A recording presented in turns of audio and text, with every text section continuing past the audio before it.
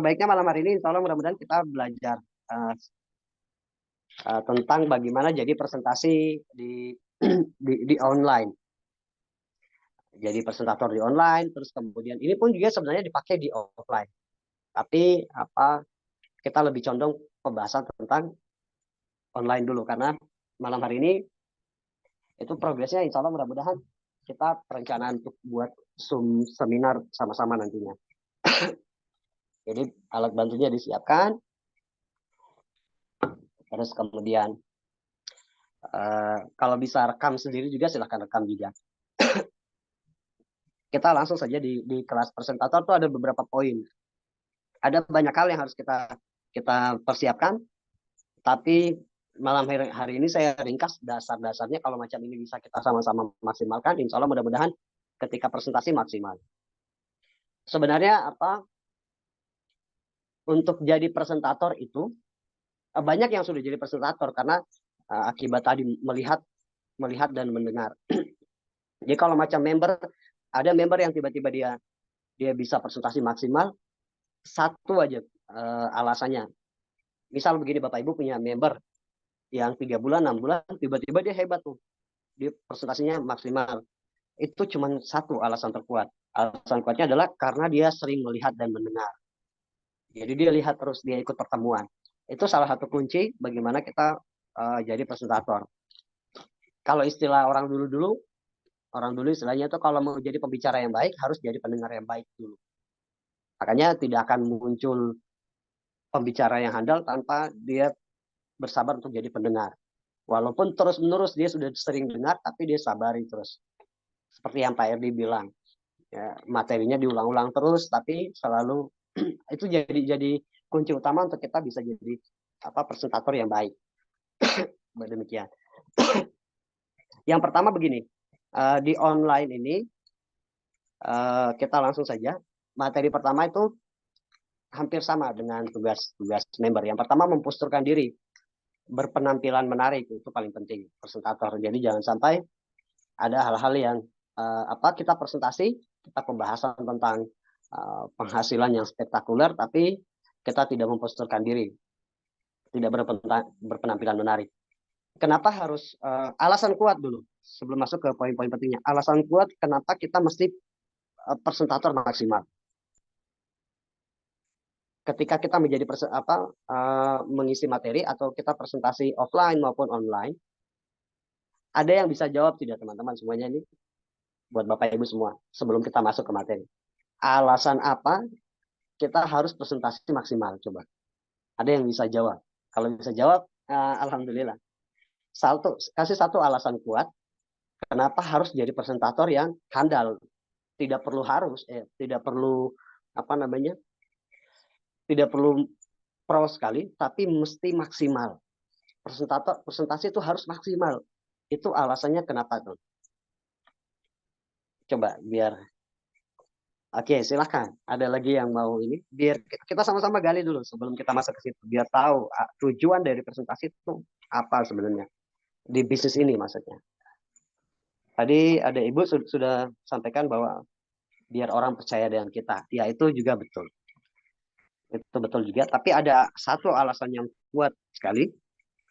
Yang banyak yang tidak sadar. Tapi malam hari ini kalau Bapak Ibu kawan-kawan sebentar saya jawab, tapi saya mau rangsang dulu kita bangun interaksi karena sharing itu yang paling berkualitas itu sharing dua arah. Kalau saya kasih tahu langsung nanti keenakan. Gitu. Iya, hampir benar. Betul, itu juga benar. Ada lagi supaya kami paham. Oke, itu juga benar. Mudah-mudahan ada yang bisa jawab. Semuanya benar, cuman ada yang paling tepat. Ada yang paling tepat. Tujuan utama maksudnya. Tujuan utama dari presentasi. Jadi presentator maksudnya. Tujuan utama kita jadi presentator itu apa sebenarnya? Saya kasih waktu 1 menit lagi. Silahkan.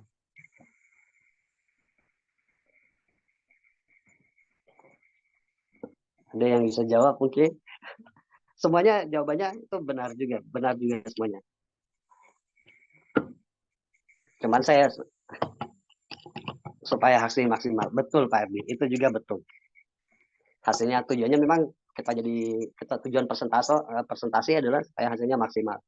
Kalau yang sering saya bilang itu, yang pernah saya sampaikan adalah presentasi itu bukan untuk closing, tapi untuk mentransfer keyakinan kita supaya orang lihat ini adalah solusi buat dia. Nah itu juga betul.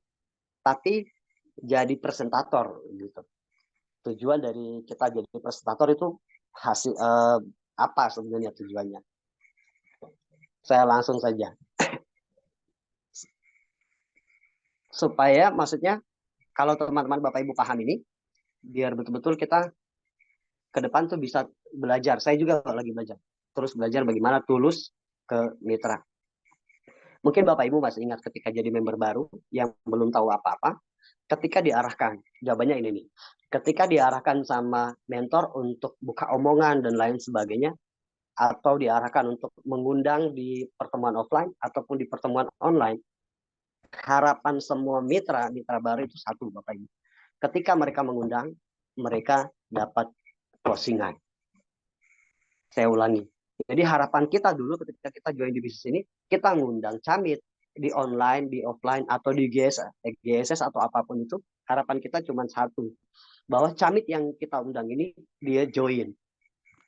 Ini yang perlu Bapak Ibu harus sadari bersama. Bahwa setiap kali member kita berhasil mengundang, itu prestasi terbesar buat mereka. Mereka bisa ngundang di Zoom seminar atau di offline, itu prestasi yang besar.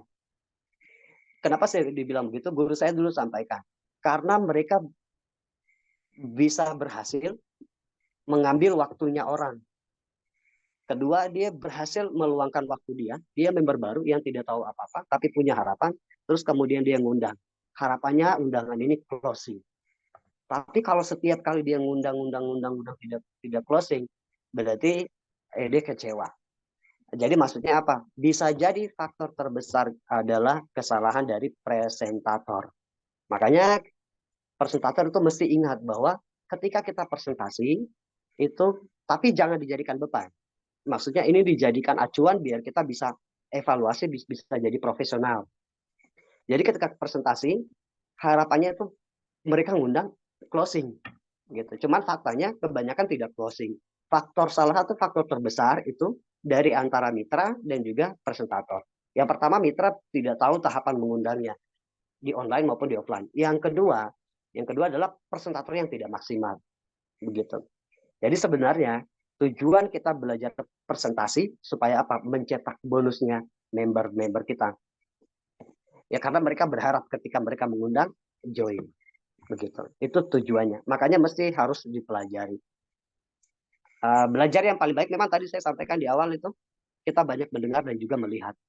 Tapi kalau tidak dituntun biasanya kita seadanya, mengisi materi seadanya dan lain sebagainya. Dan harus saya ulangi, dan harus sadar ketika kita presentasi, ingat bahwa sekali lagi mitra itu berharap undangannya join. Gitu. Makanya di situ harus ada effort yang kuat, ada keyakinan yang kuat ketika harus kita presentasi. Ketika jadi presentator. Begitu. Itu tujuan paling utama untuk kita jadi presentator handal supaya closing. Minimal apa? Minimal camit itu apa? Member itu dia berharap itu di opsi yang kedua. Kalaupun tidak langsung closing, tidak closing, minimal camit dia tuh positif. Itu harapannya. Dan camit bisa positif pun itu dari salah satu faktor dari presentator gitu. Kalau camit join biasanya gabung akibat dia kenal sama yang ajak, itu faktor terbesar gitu. Cuman kita tidak bahas itu, kita bahas ke kelas presentasi. Memposturkan diri paling penting Bapak Ibu semua, good looking. Coba Bapak Ibu masuk ke bank, kita lihat di bank itu, lihat teller dan CS-nya luar biasa. Kita baru di depan pintu, satpamnya sudah dibukain pintu, ada pelayanan prima diberikan di situ. Mereka salam sapa, terus mereka menawarkan bantuan, mau ke CS atau mau store atau lain sebagainya.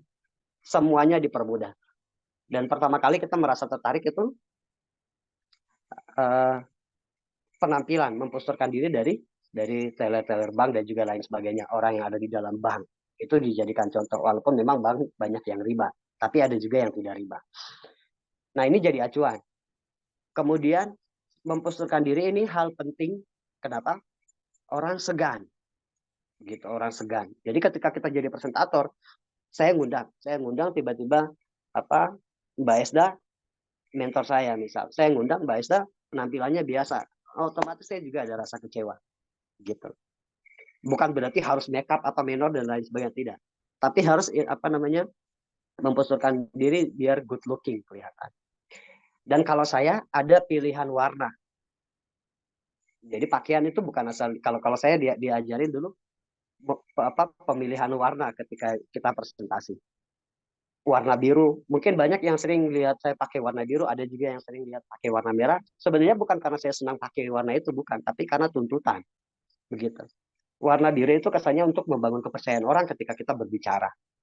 Mau bikin orang terhad sama kita. Kalau warna merah itu kita bagaimana caranya untuk mentransfer keyakinan, energi di transfer. Warna hitam pun demikian. Cuman kita tidak bahas tentang warna, tapi ini penting. Begitu. Yang penting good looking aja dulu. Good looking ketika kita jadi presentator. Betul-betul menarik. Orang lihat, jangan lupa bahwa kesan pertama menggoda, selanjutnya terserah Anda. Kesan pertama itu apa yang dilihat. Karena begini, sebelum kita lanjut ke materi selanjutnya. Ketika kita ngisi training atau kita ikut training, ada 3 momentum yang kita dapatkan. Silahkan ditulis. Jadi orang bisa mengingat momentum itu di 3 tempat. Yang pertama, di awal ketika bertemu orang. Itu dia ingat tuh. Yang kedua, di tengah-tengah. Misal 1 jam, di 1 jam kita bertemu, di 30 menit itu ada lagi momentum yang harus kita ciptakan biar dia bisa mengingat apa yang kita sampaikan atau dengan kita. Terakhir itu di akhir. Jadi setiap kali ada pertemuan, tidak semua langsung bisa kita ingat semua di situ. Apalagi seperti GSS, tidak semua bisa kita ingat. Atau pertemuan di workshop dan lain sebagainya. Tapi momentum tertentu yang bisa kita ingat. Dan itu harus dimaksimalkan di momentum tersebut. Contohnya bagaimana? Analoginya begini. Ilustrasinya zaman dulu waktu kita beli kaset CD, zaman masih musim-musim kaset CD. Lagu-lagu yang viral dulu-dulu tuh kan banyak penjual kaset CD di pinggir jalan tuh. Ada band baru, terus kemudian lagunya lagu baru, single baru. Dari awal itu setiap perjalanan kita dengar terus tuh. Dengar ketemu di jalan ini, dengar lagi band baru itu lagi muncul lagi. Di perjalanan dengar lagi sampai di rumah akhirnya kita hafal tuh. Akhirnya kita hafal apa? Yang kita hafal itu di awal, di akhir, sama di tengah sama di akhir. Yakin coba. Misal lagunya Peter Pan zaman dulu di awal-awal di song pertama pasti kita ingat tuh. Habis itu sampai ke rumah di refnya kita ingat sama di akhir kita ingat. Nah itu dipakai juga di menjadi presentator gitu. Jadi presentator itu penting. Jadi momentum awal di akhir sama di tengah sama di akhir. Nah itu momentum awalnya memposturkan diri. Posturkan diri. Misal contoh dia bakalan ingat tuh. Misal kalau saya jadi camit misal, tiba-tiba presentator ngisi, terus dia pakai bajunya bagus, rapi semua, otomatis itu. Jadi 3 detik pertama atau 5 detik pertama itu usahakan orang untuk diam melihat kita. Itu kesan pertama yang sering kita dengar tuh, kesan pertama menggoda, selanjutnya terserah Anda. Makanya momentumnya harus di awal itu menarik. Begitu. Sama ketika kita ngiklan juga, ngiklan di online. Itu dipakai semuanya. Karena saya perhatikan masih banyak presentator ketika ngisi, jadi bukan di seminar saja, di sharing pun juga sama. Ketika ngisi, masih banyak yang tidak memperhatikan itu, memposturkan diri. Masih banyak di beberapa kelas-kelas saya perhatikan. Dan kalau mau lihat good looking atau memposturkan diri, perhatikan ini, Pak Nurkolis. Pak Nurkolis tuh kalau macam ngisi di ATS atau apa, wow itu dia punya jas luar biasa mahal, kinclong, bling-bling. Nah itu juga enak buat dilihat. Itu dulu, mohon maaf, saya dulu tuh tidak suka lihat Pak Nurkolis, tapi pas saya lihat di ini, wih, Wah, Nurkalis ganteng ternyata kalau pakai jas. Nah itu ternyata salah satu faktor yang bagaimana bikin kita orang tertarik dengan kita, memposturkan diri begitu. Itu poin pertama. Yang kedua, ini yang paling penting, penguasaan materi. Nah banyak yang salah ketika presentator atau banyak gagalnya ketika jadi presentator karena dia tidak menguasai materi. Demikian. Penguasaan materi penting. Jadi nanti kalau dipercayakan siapapun dipercayakan bahwa materi produk. Nah, nanti harus ada karena produk kita ini banyak. Contoh kalau di produk, kalau saya ke teman-teman, kalau bisnis saya dulu kan produknya cuma tiga macam. Jadi enak bisa dikuasai semua. Tapi di PTBS ini kan lebih dari 20 varian produk. Nah, jadi kita tugasnya ngapain kalau di produk? Produk itu kita nyari yang satu, dua, paling maksimal tiga produk yang bisa kita kuasai di selebihnya belakangan. Seperti yang pernah saya sampaikan teman-teman Pak Edi mungkin ingat tuh.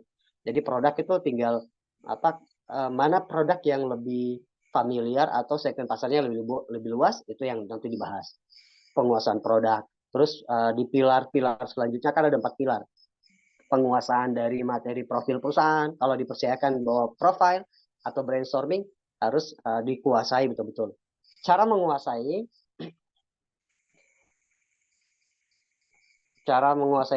materi, ya dengar rekaman. Harus tuh berulang-ulang. Rekamannya didengarkan. Terus penguasaan materi ini yang paling penting poinnya satu. Poinnya satu buat semuanya. Cari inspirasi. Cari leader-leader yang jadi, kalau ibarat itu kita bilang jadi kiblat. Jadi kiblat kita. Bapak Ibu mesti punya satu inspirasi leader di tim kita atau di perusahaan. Silahkan cari. Kemudian duplikasi. Ini salah satu faktor terbesar untuk kita menjadi presentator. Duplikasi habis-habisan.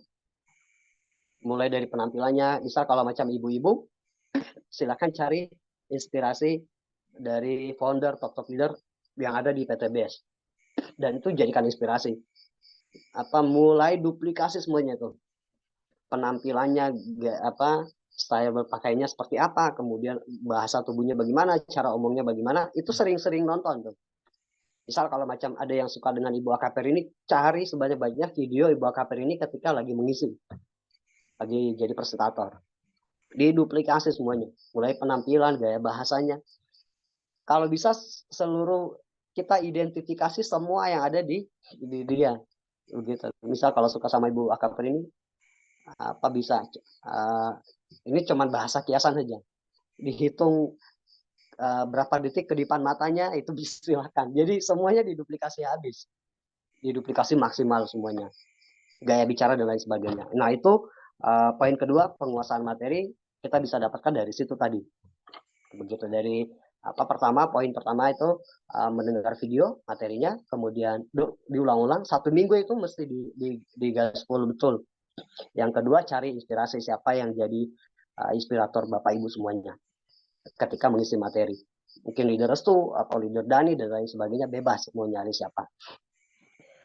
Selanjutnya, ketika mengisi penguasaan materi, setelah pertama itu memposturkan diri, penguasaan materi, yang poin ketiga paling penting adalah kita sering dengar ice breaking, tapi kita tidak pernah dengar self breaking. Jadi bukan hanya meng-ice breaking orang lain, yang paling penting adalah meng-ice breaking diri sendiri. Jadi mencairkan diri sendiri itu penting. Makanya kalau macam di orang-orang di kantor-kantor sales itu mereka diajarin apa nih? Saya belum pernah jadi sales, tapi saya punya teman banyak yang sales, mereka diajarin senam. Kalau di offline senam senam mulut. Mereka diajarin senam mulut dulu sebelum mereka ngisi. Kita juga dulu diajarin senam mulut, rahang apa segala macam diajarin. Tapi ada faktor terbesar untuk self breaking, mencairkan diri sendiri. Kalau saya dulu diajarin untuk berbicara. Jadi sebelum kita ngisi, ya doa tentunya. Dan doa, Doa ya minta, kalau di ini kan ada doa tuh, minta dimudahkan, omongan ucapan minta dimudahkan, terus yang keluar itu adalah kebaikan-kebaikan. Itu pertama. Jangan lupa doa ketika mau jadi presentator. Untuk di poin ketiga, self breaking. Yang kedua, kalau saya biasa self breakingnya saya itu saya jogging kecil, perenggangan kalau istilah di olahraga ini, ya itulah ya. Jadi kita perenggangan dulu biar enjoy. Perenggangan, setelah itu yang paling penting di akhir berbisik dengan diri sendiri. Kalau saya dulu diajarin bicara dalam hati, bilang saya bawa materi bagus, saya bawa materi keren, saya bawa materi mantap, semuanya paham insya Allah. Paham orang, materi saya sederhana, mudah dipahami, terus kemudian orang tertarik dengan apa yang saya sampaikan. Itu yang saya self breaking yang saya buat, mencairkan diri sendiri. Jadi itu saya katakan setelah berdoa, terus kemudian saya stretching dulu, habis itu saya bilang begitu sebelum saya jadi presentator. Begitu. Tapi ini harus dilatih terus menerus, ini jadi poin penting. Lama-lama kalau sudah jadi kebiasaan tidak perlu ada self breaking lagi karena sudah enjoy begitu. Tapi kalau di awal belajar presentasi ini harus ada begitu. Poin keempat, enjoy. Poin keempat harus santai. Ya, efek dari kita self breaking itu tadi kita bisa enjoy. Enjoy, jangan ada beban. Terus itu penting, enjoy, jangan ada beban. Caranya bagaimana? Kebanyakan orang ketika dia mau jadi presentator, dia pengen itu pakai bahasa-bahasa Sanskerta, bahasa-bahasa tingkat dewa, tingkat-tingkat tinggi. Itu tidak perlu. Tidak perlu. Jadi cara terbaik untuk enjoy, sederhanakan bahasa. Gitu. Ditulis boleh. Sederhanakan bahasa. Kalau macam kita biasa, kita tidak sulit enjoy karena kita pengen ngobrol itu pakai bahasa-bahasa yang keren. Istilah-istilah sekarang itu pakai campur-campur bahasa Inggris dan lain sebagainya. Itu juga bagus. Tapi kalau kita ketemu dengan orang-orang intelektual dan lain sebagainya, silahkan dipakai. Jadi dikondisikan. Tapi kalau untuk secara garis besar untuk umum, kita harus sederhanakan bahasa. Karena tidak semua yang dengar itu orang-orang cerdas. Begitu. Jadi sederhanakan bahasa ini bisa membuat kita enjoy ketika presentasi. Sederhanakan. Jadi tidak perlu pakai istilah-istilah yang sulit. Kalaupun boleh, ada dua opsi. Ketika Bapak Ibu jadi presentator, boleh pakai istilah-istilah bahasa yang keren. Macam misal kemarin saya sampaikan funneling, tapi harus ditutup dengan bahasa sederhana. Kenapa begitu? Supaya mitra juga paham, oh iya funneling ternyata ini penyaringan, disaring. Nah itu kita harus kasih tahu. Kesalahan presentator adalah ketika dia menggunakan bahasa-bahasa baru, dia tidak kasih tahu maksud dari bahasa itu apa. Jadi dia bilang, oh saya keren ini. Padahal yang lain tuh melongo, pelangga-pelongo, udah tahu ini apa yang disampaikan. Gitu. Sama ketika kita presentasi produk. Misal, kalau main produk di lapangan, tidak perlu pakai kajian ilmiah. Kita ngobrol, kita datang, Pak ini mengandung unsur hara, ada yang namanya NPK, N itu nitrogen, protein dan kalium dan lain sebagainya. Oke. Sampai disederhanakan bahasa ya. Penyederhanakan bahasa, disederhanakan. Silakan teman-teman pakai istilah-istilah yang keren-keren. Saat ini saya tidak melarang, tapi selalu harus ditambahkan artinya. Misal itu tadi saya bilang funneling, terus ada yang bilang call to action. Kalau di online, call to action itu apa?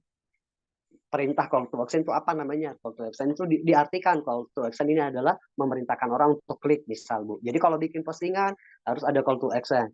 Nah itu bahasa-bahasa begitu biasa banyak yang presentator yang pengen dilihat keren tapi dia tidak kasih tahu maksudnya. Sekali lagi, kebanyakan ketika jadi presentator kita harus ingat bahwa di situ yang hadir mendengar tidak semua, hanya 1% paling banyak itu orang yang paham, orang-orang yang punya IQ yang cerdas, yang bisa paham semua kita omongkan.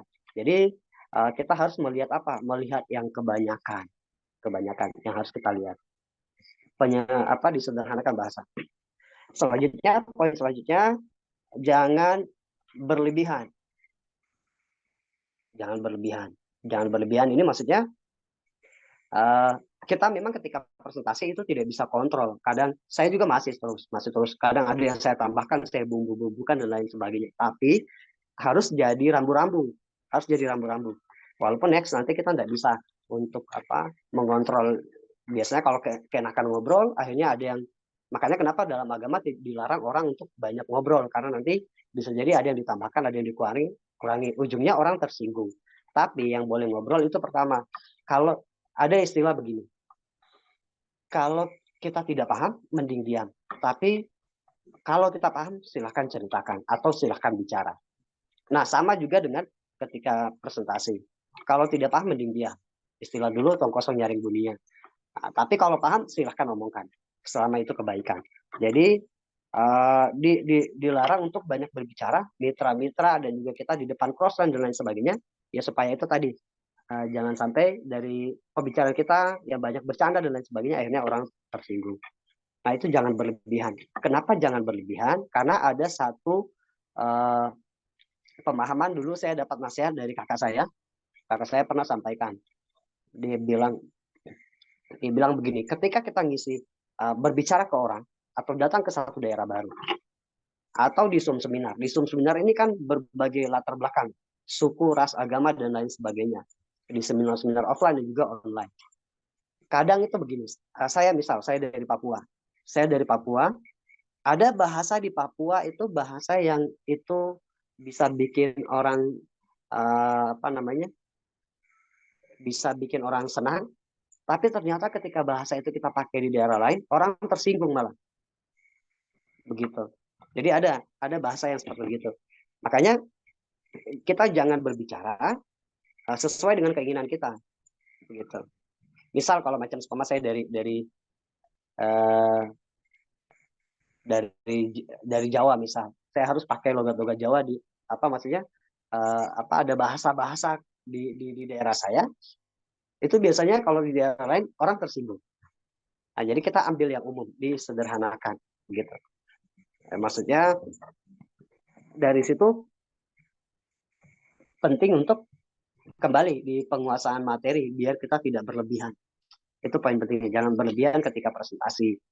Demikian, itu yang hal yang paling penting. Yang paling penting selanjutnya ya jangan bikin orang jangan sampai orang tersinggung. Gitu. Makanya harus ada blocking. Ada blocking. Tambah selanjutnya mesti ada blocking. Blocking di awal dan juga blocking di akhir. Jangan lupa untuk kita ketika presentasi ada blocking. Oke ya. Mungkin mudah-mudahan paham. Blocking di awal dan juga di akhir. Jadi biasa kan kita sering dengar presentator bilang mohon maaf ketika nanti presentasi saya ada kata-kata yang bikin Bapak tersinggung, mohon maaf. Itu harus diucapkan juga di awal dan juga di akhir nantinya. Jangan sampai itu diucapkan di akhir saja. Jadi ini presentator harus apa setelah ice breaking dan lain sebagainya harus ada ucapan itu. Oke, kemudian selanjutnya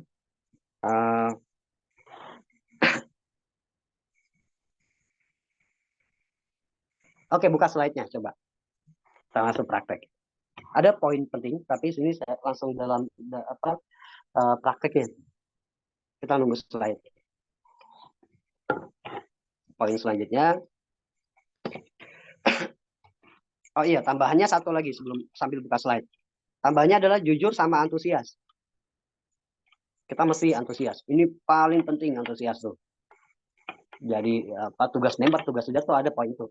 Harus antusias. Antusias di sini bukan berarti meledak-ledak. Seminar bisnis. Solusi bebas dan bebas. Coba kita masuk next coba. Saya mau contohkan di slide yang lain coba.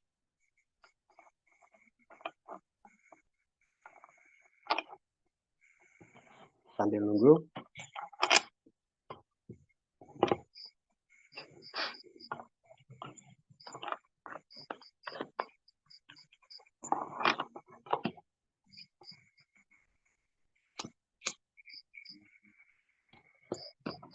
Ya, ini materi brainstorming ya. Oke, next lagi, coba. Biar kita ngambil yang sederhana aja dulu.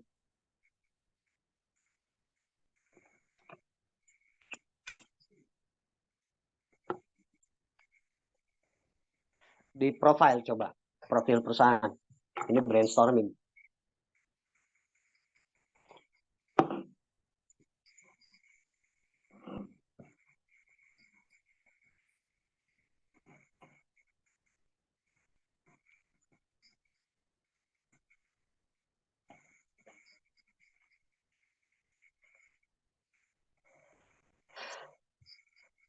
Teman-teman perhatikan ya, kita sama-sama belajar, sama-sama perhatikan. Ini penting karena kita sudah masuk ke contoh slide maksudnya.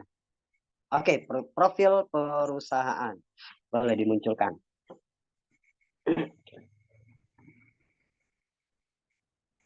Ini karena sudah malam, saya tidak perlu antusias. Cuman antusias penting ya. Karena sudah malam di sini orang sudah pada tidur, di kampung orang sudah pada tidur. Saya cuma pembahasan saja. Tapi selebihnya mesti kita maksimalkan. Jadi cara untuk slide, kalau saya, ya, ajaran dari guru-guru saya, tinggal nanti ini dasar-dasarnya saja. Jadi setiap slide, contoh profil perusahaan, ini kita harus ada penguasaan materi di sini.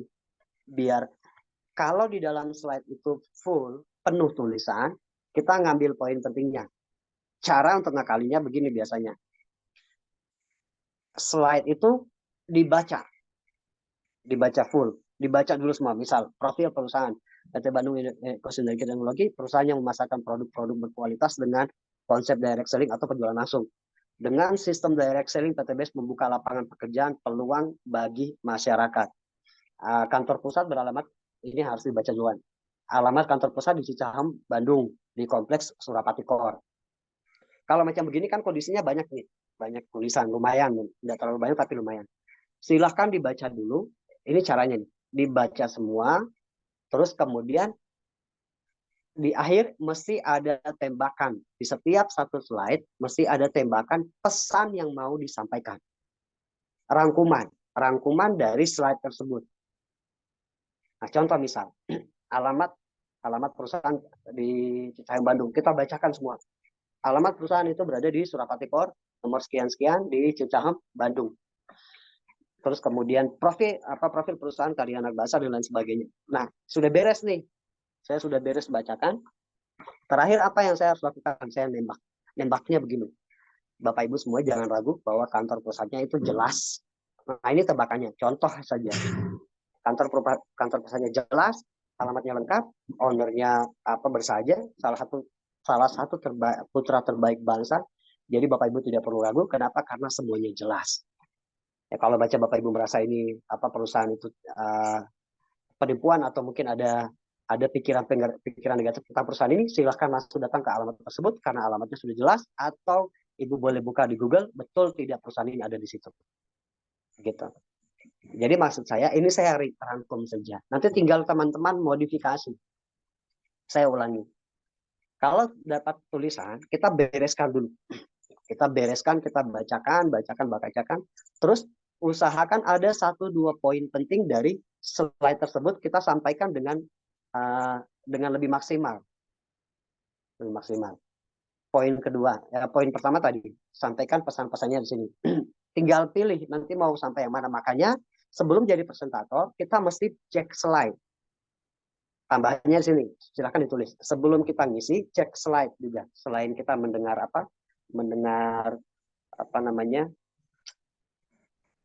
rekaman, yang kedua adalah cek slide-nya. Gitu. Sebenarnya ada slide ini, slide enak tinggal dibaca-baca. Cuman jangan jadi kebanyakan presentator. Kalau presentator tuh nyari aman. Ada yang udah mau belajar, ada yang udah mau buka slide karena dia berpikir sudah saya tinggal baca aja enak. Nah, dia lupa bahwa ada pesan yang tadi saya sampaikan di awal tuh, pemahaman di awal. Ada pesan di awal, di tengah, sama di akhir. Nah, makanya selain kita mesti buka slide dulu sebelum kita ngisi, yang kedua nyari tembakannya. Tembakan itu bisa di akhir. Sebelum kita next ke slide selanjutnya. Mesti punya tembakan. Yang tadi contohnya itu. Coba next dulu lagi. Oke, next. Silahkan.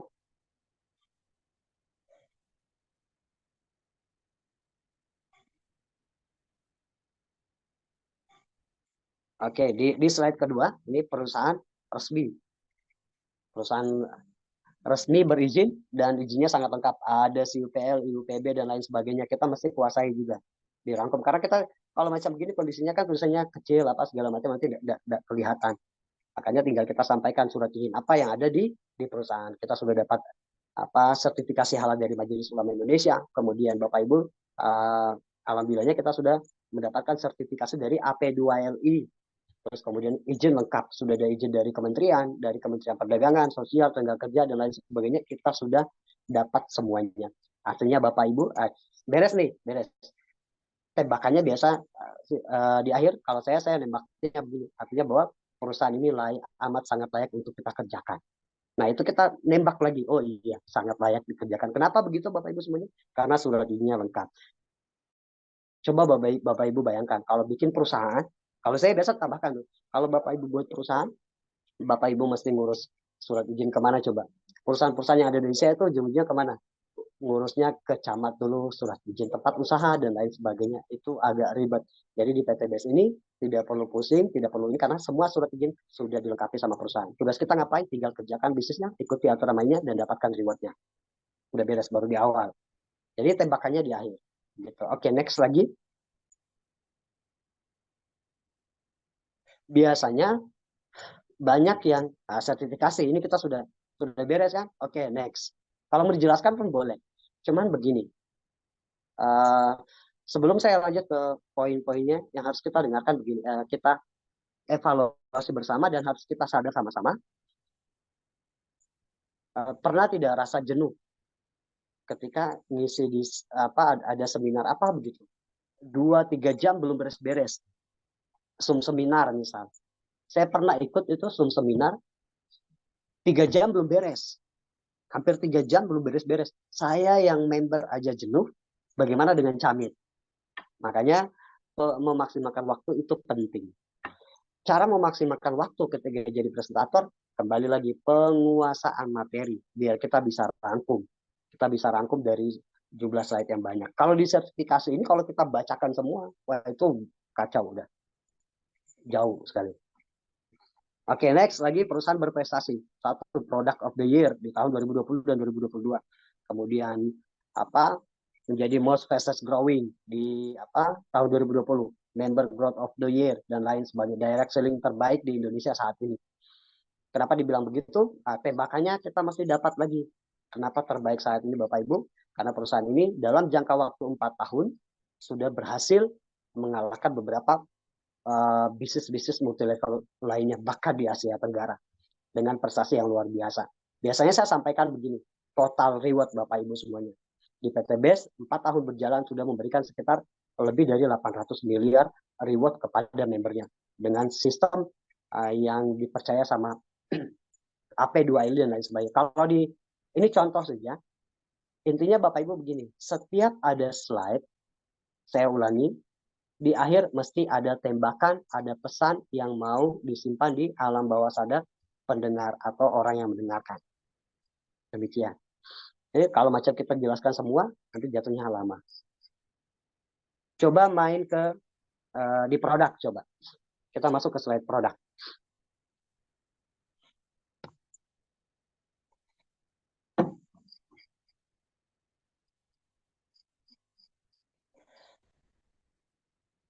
Oke, produk pertama.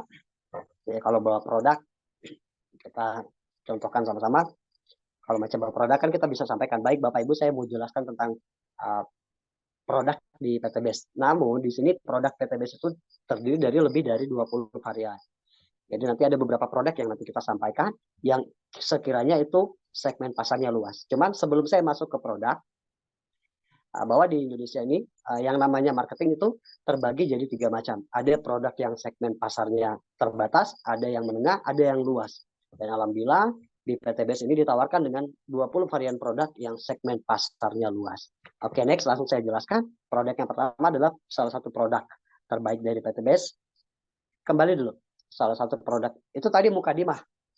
Tadi mukadimahnya kalau macam mau bawa produk. Tapi mukadimah itu bebas. Contoh macam di eco-racing. Eco-racing kan boleh kita bahas tentang kandungannya. Cuman kalau di produk tadi kita mesti pilih 3 produk yang kita fokus di situ. 3 atau 2 yang kita luangkan waktu sedikit lebih banyak di situ. Kalau sekarang kan lebih ke produk pertanian, ini juga bagus, dekorasinya juga mantap, kita tinggal jelaskan. Contoh misal, produk adiktif untuk kendaraan. Nah, kita punya eco-resin, eco-diesel dan juga nanoteknologi atau oli untuk mesin. Nah, produk ini terbuat dari bahan aktif yang aman, yang sangat aman untuk dipakai oleh kendaraan. Manfaat utamanya adalah itu tadi untuk memberikan akselerasi yang maksimal, lalu kemudian menambah oktan booster di bahan bakar kita, lalu kemudian terjadi pengiritan. Intinya Bapak Ibu tinggal ngasih lagi tembakannya. Pesannya apa? Buat Bapak Ibu, biasanya kalau saya pesan dibahas ini, buat Bapak Ibu yang kendaraannya selama ini memakai Pertamax, tidak perlu pakai Pertamax, silahkan pakai beli Pertalite dan dipakai di pilnya, kemudian nanti oktannya berubah jadi Pertamax. Artinya ada keuntungan untuk pembelian bahan bakar. Demikian. Ini contoh saja, karena kalau saya presentasi nanti lama. Ini contoh biar teman-teman paham. Saya yakin teman-teman sudah kuasai, kalau di produk mentor-mentornya pada kuasai. Tinggal tambahannya, saya ulangi, tambahannya mesti ada tembakan di akhir ketika mau next ke slide selanjutnya. Begitu. Catatan pentingnya boleh catat, setiap slide mesti ada tembakan atau ada pesan yang harus disampaikan di akhir sebelum next ke slide selanjutnya. Itu tambahannya. Oke. Sampai sini paham ya? Paham. Kita bereskan dulu, nanti kita buka sesi tanya jawab. Bisa, slide-nya ditutup aja dulu. Slide-nya ditutup. Saya langsung gambarkan dulu poin pentingnya. Tambahkan dulu poin-poin pentingnya. Selanjutnya, jangan pernah bawa materi kalau belum cair suasana. Itu poin penting. Tapi kalau di online kan kita nggak tahu nih, cair belum atau enggak. Kalau di offline kan begitu. Kalau di offline tidak boleh masuk ke slide. Ini, sebelum kita mulai mau masuk ke slide, jangan pernah masuk ke slide kalau belum cair suasana. Tapi kalau di online kita nggak tahu sudah cair atau belum. Nah, makanya penting ada sinkronisasi antara saling sinkron antara host atau MC. Jadi MC harus ini berperan penting nantinya. MC berperan penting untuk mencairkan suasana. Caranya bagaimana? Mengedifikasi presentator. Gitu. Nanti kita bahas soal urutan-urutannya. Urutannya bagaimana MC, siapa yang bawa materi ini, itu semua sinkron. Karena nanti dari MC dia mengedifikasi pemateri pertama, lalu dikembalikan. Tapi pemateri pertama, ini contoh, tapi saya belum bahas. Ini saya cuma kasih tahu sinkronnya. Malam hari ini kita fokus kepada cara bawa jadi presentatornya. Kalau teknisnya nanti, cuman saya kasih tahu kisi-kisinya. Pertama, misal saya MC sebelum saya sudah cairkan suasana, pipi doa, lain sebagainya, baca peraturan, beres saya edifikasi. Baik Bapak Ibu, presentator pertama orangnya begini, penghasilannya luar biasa, alhamdulillah sudah membantu banyak orang, jangan diragukan mulai dari totalitas dan lain sebagainya, jangan diragukan lagi. Silakan kita perhatikan, jangan sampai mata kita kedip satu berarti nolnya hilang satu, kedip dua hilang dua, kedip seterusnya berarti kita tidak fokus dan hilang harapan kita di disiplin. Nah, itu contoh misal sudah di SBK. Nah, bagaimana kita tahu itu kalau di online? Bagaimana di online? Biasa kita stuck tuh, ngobrol pada diam semua. Ini kira-kira dengar atau enggak? Ya, ada yang pernah merasa begitu enggak ketika presentasi?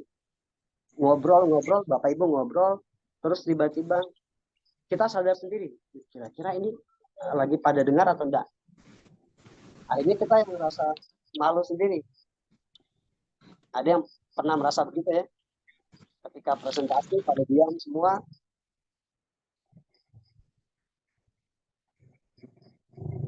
Ada yang pernah merasakan hal tersebut? Bagaimana cara mengetahui kalau suasana sudah cair? Cara terbaik ketika kita presentasi di online untuk mengetahui suasana cair itu ke diri sendiri. Begitu. Kalau diri kita lagi tegang, karena kan kita udah bisa lihat nih orang lagi serius atau apa, kita udah bisa rasakan. Kalau kita rasa kurang enjoy, berarti besar kemungkinan orang yang mendengarkan pun sama. Gitu. Oke, langsung saja.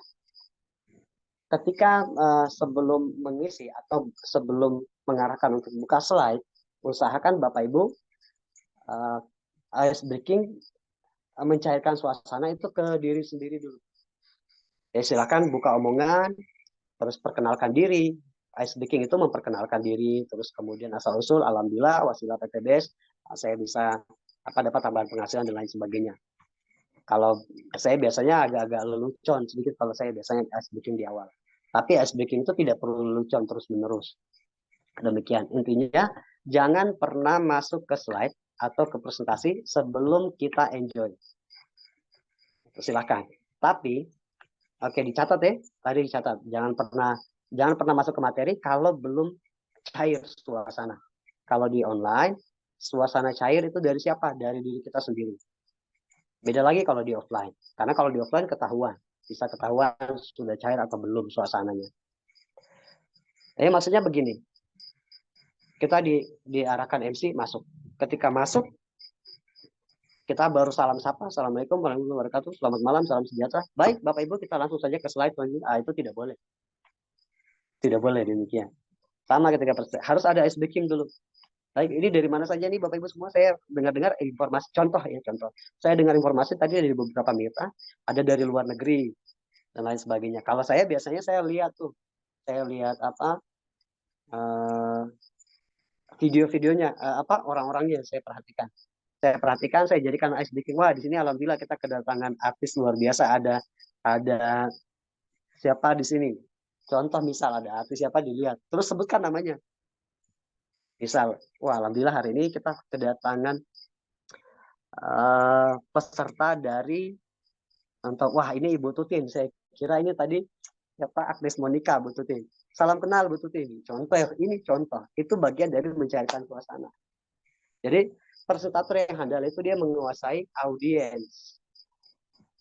Boleh dicatat, silakan. Itu bagian dari materi. Jadi ketika presentasi kita harus menguasai audiens. Artinya ada interaksi, itu ice breaking. Jadi ice breaking bukan kita ngobrol sendiri, harus ada interaksi. Mau Bapak Ibu presentasi 3 orang atau apapun, itu mesti ada ice breaking dulu. Nah, tambahannya ice breaking jangan kelamaan. Saya dulu begitu, tapi kadang juga masih. Dulu saya pernah dievaluasi habis-habisan. Saya karena suka ngobrol lucu, bikin lelucon, itu saya bikinnya sampai hampir setengah jam. Saya bikin, ada ini hati-hati. Ketika kita ada yang sudah hebat ice breaking, dia enak tuh ice breaking ngobrol. Wah, ini saya lihat, perhatikan ada dari sini, dari Singapura dan lain sebagainya pada ikutan. Alhamdulillah, mudah-mudahan berkah barokah. Terus ice breaking lagi. Karena ketika kita ngobrol, kita sudah enjoy, kita lupa dengan waktu. Makanya mesti ingat, ice breaking jangan kelamaan. Kalau di online 5 menit cukup kita ice breakingnya. Salam sapa 5 menit udah beres. Jangan sampai kita di atas 5 menit, 10-15 menit kita ice breaking, tiba-tiba time up, sudah mau habis waktunya. Materi belum beres. Jangankan setengah, berapa slide belum beres karena sudah dihabiskan dari ice breaking. Oke, ice breaking penting, tapi jangan kelamaan ice breakingnya. Selanjutnya, kita bisa ice breaking di sela-sela materi. Sela-sela materi. Kalau macam mau ngejokes atau bikin lucu-lucu, itu di sela-sela materi. Misal kalau bahas produk Econex misal, itu bisa ice breaking situ. Jadi Bapak Ibu kalau lihat, kalau lagi pada tegang lagi semua, kalau saya biasa begitu. Anjuran dari mentor-mentor saya dulu, guru-guru saya. Kalau kita di ice breaking sudah enak di awal, pas kita ngisi presentasi kan biasanya pada serius. Nah itu ketika sudah terlalu seriusnya lama, misal kita bawa materinya setengah jam, 15 menit semua pada tegang, itu mesti di ice breaking lagi. Contoh misal kalau di Econex itu enak tuh pakai ice breaking. Semua produk bisa pakai ice breaking. Mungkin teman-teman masih ingat. Kalau di produk, saya Coba perhatikan, kita flashback kembali. Yang pernah ikut pertemuan offline, pernah ikut pertemuan sharing offline, training offline. Saya sering bawa itu kalau di produk, saya bawa produk atau saya bawa marketing plan, tapi saya bahas produk. Kenapa saya keluar dari tema? Ya karena saya mau cairkan suasana. Misal contoh saya lagi bahas marketing plan, paling sering saya bilang begini, Bapak Ibu semuanya wajib jadi wajah produk. Dan alhamdulillah semua produk sudah saya coba kecuali satu. Produk apa? Lip matte. Kenapa saya tidak coba ya? Karena tidak mungkin saya coba. Takutnya nanti saya ngondek. Nah, itu bagian dari mencairkan suasana. Ya, tambahannya adalah ketika suasana kita merasa sudah tegang, ketika ngisi presentasi, mesti dicairkan sesekali lagi. Misal di produk Econex. Produk kita tuh enak untuk mencairkan suasana. Econex misal, kita bahas. Ini produk yang paling keren Bapak Ibu. Kenapa? Produk Econex ini yang paling disukai ibu-ibu. Kita bisa cairkan situ. Tidak perlu dijelaskan semua secara detail tentang manfaat dari Econex, tapi kita boleh contohkan begini. Bapak minum ini berarti siap-siap hormat senjata 1 malam, Pak. Atau kalau saya biasa bilang kalau ini jangan ditangkap konotasinya jangan berbeda ya, maksud saya hanya mencontohkan. Intinya begini, intinya adalah ketika kita ngisi, saya ulangi, kalau Bapak Ibu merasa sudah tegang ketika mengisi, usahakan harus mencairkan suasana kembali, dicairkan lagi kembali.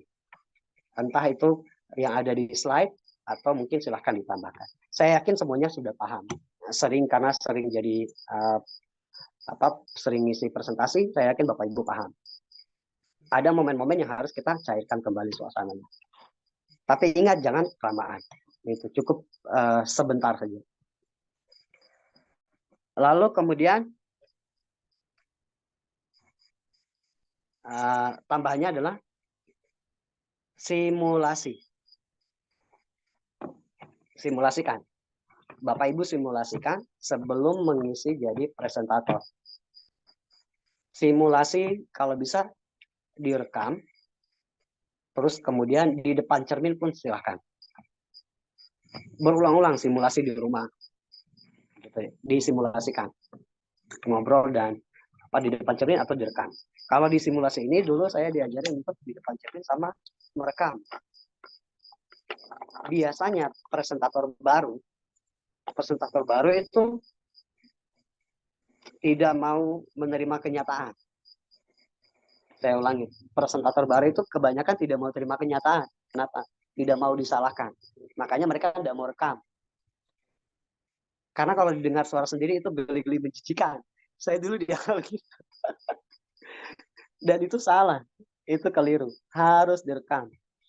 Jadi besok Bapak Ibu simulasikan. Baik Bapak Ibu semuanya, saya menjelaskan tentang profil perusahaan. Perusahaan kita luar biasa. Kenapa? Karena didirikan sama salah satu putra terbaik bangsa. Beliau adalah Bapak Haji Febrian Agung, merantau dari Solo, pindah ke Bandung. Awalnya kuliah, tapi akhirnya berhenti. Kenapa? Memilih untuk jadi pebisnis. Alhamdulillah, bisnis yang beliau bangun ini spektakuler. Menjadi satu bisnis yang diperhitungkan di Indonesia, bahkan di Asia Tenggara. Itu contoh. Jadi Bapak Ibu nanti rekam. Jadi ketika simulasi, poin selanjutnya simulasikan terus rekam, dengar sendiri. Di mana yang Bapak Ibu rasa ingin muntah, jijik, itu dibuang.